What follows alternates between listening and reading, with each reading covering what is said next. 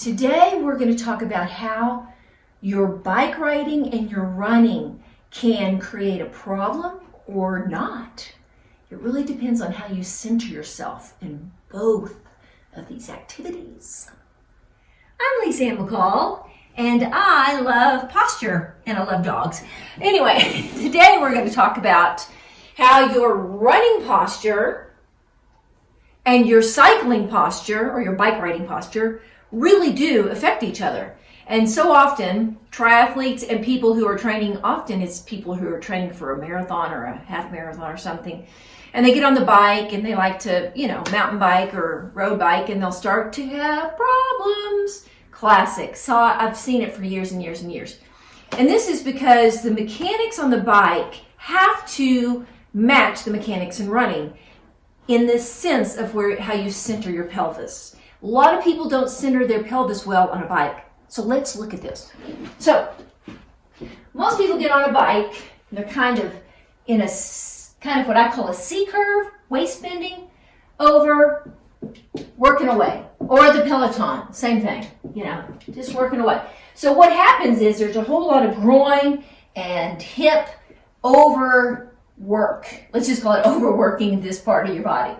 And there's a lot of tightness, and then they get up to go run, and what happens is they start having problems. It's usually not the run that's messing you up, it's the bike. And there's always exceptions to these rules. Because most people know these days you need to be upright, you don't need to be tucked, you need to be running. The running stride needs to be where you're using your glutes. You have to use the back of your body to run. You can cheat on a bike so much more because you don't have to be running as well. You don't have to be moving as well. You have a bike to let you cheat. So let's use this little saddle chair as an example. So here I am. I know this isn't the saddle on your bike, but it's a saddle. If I'm sitting centered on this bike, on this chair, and I lean forward with a straight spine, legs in, then I'm going to have a lot more power when I ride. Your feet will be back here, but I'm just giving you this as an example. The problem is the more you flex in your back, the more you're flexed at the waist, the more you're going to work this part of your hip and your legs. This isn't good. This isn't good. You want to use this part. I've worked with top cyclists. They did not believe me. And I said, change the mechanics. They're like, there's no way. I need to be hunched over. I said, just try it. They did. And they went faster and they worked less.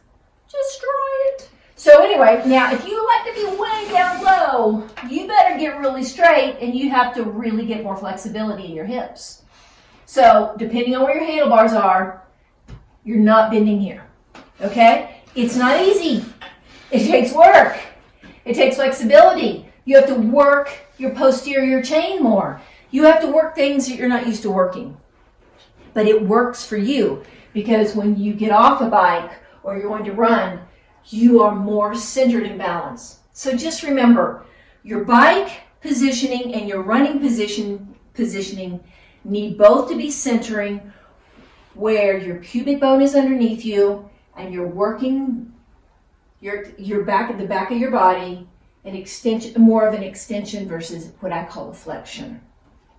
There you go. You can go on my website and get more information because I have a bike riding video there, and I have a free one, I believe, on my YouTube channel, McCall Method, where you already are. So don't forget, subscribe and share, and let me know how you feel.